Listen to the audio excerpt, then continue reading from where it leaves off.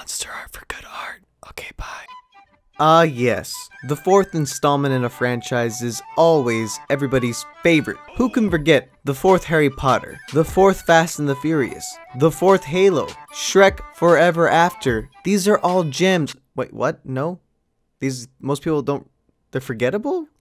Really? Oh, I was under the impression these are great. Okay, how about I give you actual good examples of the fourth installments? We got GTA 4, Persona 4, Call of Duty 4, Avengers 4. Yeah, these are all solid number 4s. But where does Black Ops 4 land? Is it in the good area or is it in the forgettable area? It's honestly meh, right in the middle. And while technically it's the fourth in the series, it's really like the 500th in the Call of Duty franchise. So you'd think that this Call of Duty would make a lot more sense than all of the old Call of Duties, but you're wrong. Call of Duty makes no sense 90% of the time, and Black Ops 4 is no exception. So without further ado, baby squirrel use a sexy motherfucker. Time to come out of retirement. There's evil afoot. Evil? Where is it? for some reason in Call of Duty, knives of all shapes and sizes are just the most effective killing machines. You got an assault rifle like the ICR that can shoot a man clean in the face 4 times until he dies. But then you just stab someone in the chest once, boom, instant death. You think that's weird? You can run up to a guy, throw a tomahawk at them, and they will instantly die. Wait, what? How is an axe more effective than bullets at killing? Activision's reasoning is because tomahawks make for a better play of the game. And just when you thought I was done, imagine if you had only your fists. Surely that is not as effective as guns, right? Right? Nope. 2 punches equals death. Apparently everybody here is basically One Punch Man, except instead of 1 punch, it's 2 punch. So I guess it's 2 Punch Man, but that wouldn't be that cool of an anime. I mean, it'd be a funny sequel. I mean, Activision, you kind of steal from everything. You might as well just make yourself a anime called 2 Punch Man. No one's gonna care. When you go to the doctor's office and they bring up vital organs, you probably think of your heart, your lungs, your brain, your stomach even. Oh, and you can't forget your legs. Who would have known that shooting legs is fatal? Don't tell cops this, because they might actually start shooting people at their legs. Seriously though, in Call of Duty Black Ops 4, you can straight up kill enemies by shooting legs. Why? Why is this so effective? Okay, so Call of Duty isn't the only culprit in this case. Overwatch, Fortnite, all the big games have this, but you would think that after 15 installments, they would add a crippling effect or some type of crippling system like in Fallout. But why is the only consequence of shooting my foot equal death? Come on, Call of Duty. I love the logic of care packages. They ship a box, and inside is a radio to call in more stuff. Think about it. You call in a care package, it comes, and then what you do with it is you just call another thing. What was the point of the care package? You use the same radio you always have to, so what's in the box, like a phone number? Well, I wanted to get to the bottom of this, so I called in my own care package.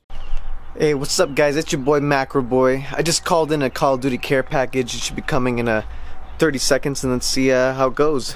Oh, I think it's here. Wait, no, that's just my cat. Where's the care? Really, guys? You guys had to put it on the roof.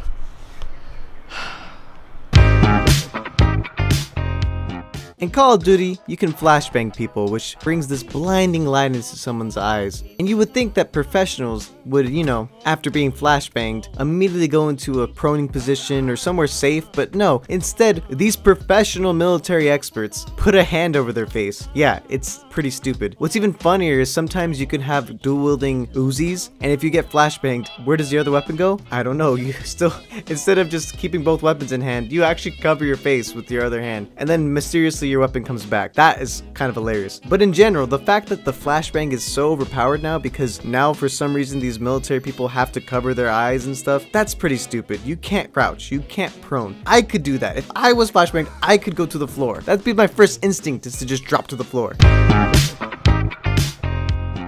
In Call of Duty, there are these things called score streaks, where if you get a bunch of points from kills or objectives, you can get really awesome things like attack helicopters, airstrikes, and so on. Well, you can also call in a strike team. Now, a lot of you will be like, so what, Macro? It's just, it's a score streak, who cares? Well, this one is a bit ridiculous. We have a strike team, right? Then what the hell are we? When the game starts, we're the special forces or we're the mercenaries, right? We're the best sent to capture a flag or whatever we're trying to do. We are the strike team, are we not? Who are these guys? What's the point of us doing anything if we could just call in people to do it for us? The point I'm trying to make is, I thought we were the ones being called in to do the job. It's so strange that, like, if you think about it, we have our own team that we can call in to do stuff. Unless they're robots. Which just means that there's just more robots taking our jobs. Shame on all of us for allowing robots to do everything, like make cars, land on Mars, brush our teeth. And now this? I'm done.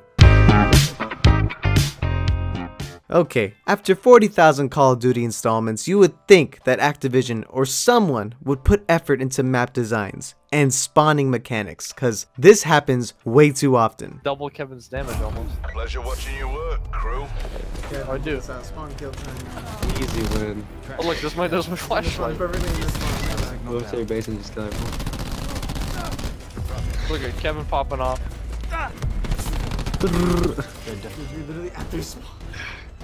The fact that I could still spawn camp or be spawn camped is ridiculous. This is also partially because the matchmaking is so bad. I could be placed in a game with a bunch of 9-tier prestiges or a bunch of newbies and destroy them. I mean, look. Come for me, please. Please. No. Get it, make sure it's... This is awesome. He's so bad. Oh my god, I love watching this. Oh my god, please just kill, please. What are you doing, dude? You're wild.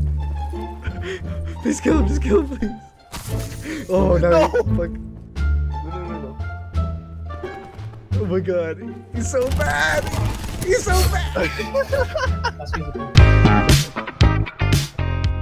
What makes the least sense to me is not anything to do with the gameplay or the game mechanics, but more to do with what Call of Duty represents as a whole. I've mentioned before that you should not buy World War II, and I was kinda right because that game died like in a month. This game, on the other hand, has a lot bigger following. Treyarch has managed to get a lot more fans on board with their types of games, with their Black Ops games. But this one just feels lazy. You have 14 maps, 4 of which are just remakes of Black Ops 1 maps. Of these 10, a lot of them are pretty lame. I already got bored of most of them pretty quickly. The game feels just like Black Ops 2 remastered essentially. The specialists are from the previous game as well, so it feels like there's not really much new content added. I know they added the Blackout, which is the Battle Royale thing, but in exchange we lost our campaign, so really did we gain anything out of that? The campaign for Black Ops was honestly one of the best parts about Black Ops 1 and 2. My point I'm trying to make is, how did we all get fooled into buying this essentially $100 game? I know it's $60, but if you want to actually get the full experience, you're gonna have to pay for DLC, and that's an extra 40 bucks. Even I thought this game was gonna be better than I